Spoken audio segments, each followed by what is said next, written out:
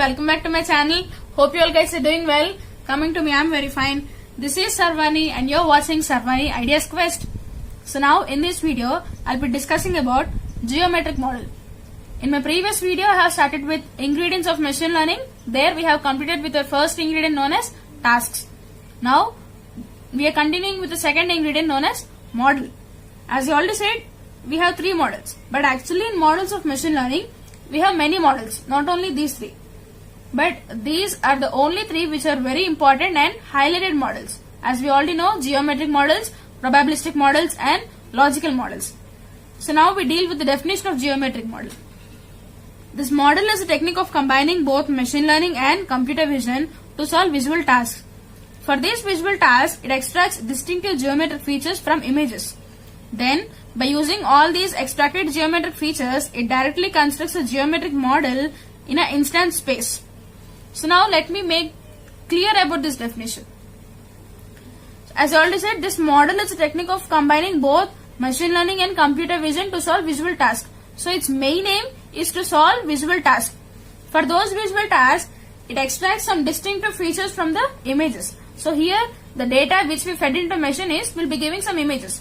From these images, it just extracts some distinctive geometric features. Okay, so geometric features in the sense, as we already know, they are nothing but lines, points, planes, distances, curves, surfaces, right? Many more, so on. So, by using all these geometric features which it extracts, then it directly constructs a geometric model in an instant space.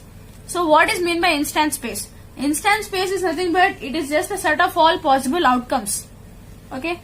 So for that, let me make a simple example.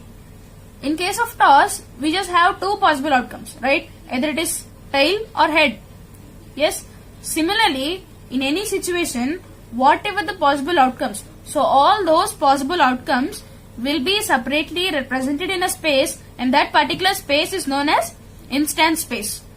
Fine. So in that instant space, it directly creates a geometric model. By this, we just have an advantage called easy visualization. Okay. But if only they are in up to 2D or 3D.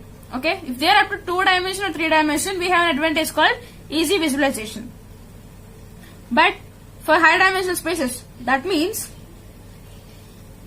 so definitely we'll be having more than 2D or 3D, right? Definitely. So they may be tens, hundreds, thousands or even more, right?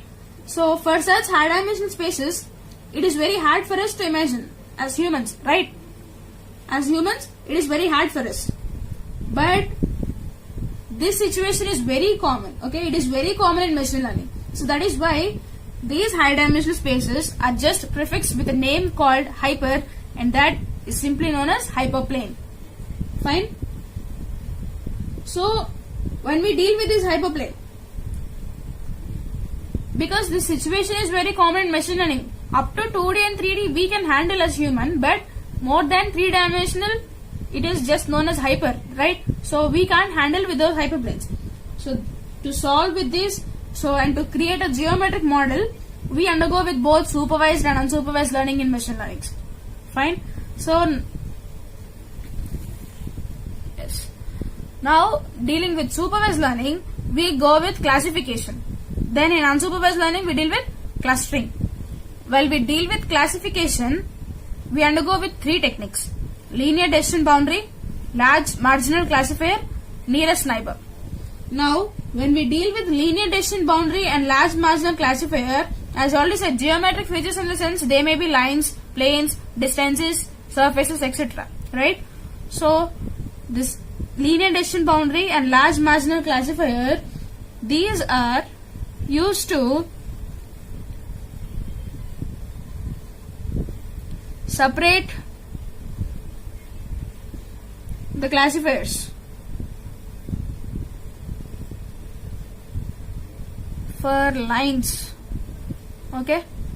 So these two are used for classifiers as lines, used to separate the classifier for based on lines. So this nearest neighbor, as I already said, that means we already have for nearest neighbor we have k nearest neighbor algorithm, right? K nearest neighbor algorithm. So this k nearest neighbor algorithm, in the sense, name itself we can define. This is to be done according to distance. So for that we already have Euclidean distance and Manhattan distance, right? So using these we can deal with classification. So then when we deal with clustering, the only way which we go is through k-means clustering. So these are the things which are particularly needed to solve a geometric model and to create a geometric model in a instance space. Fine. So in our next class I'll be discussing about these classification and clustering things of unsupervised learning and supervised learning, how they are used in geometric model terms.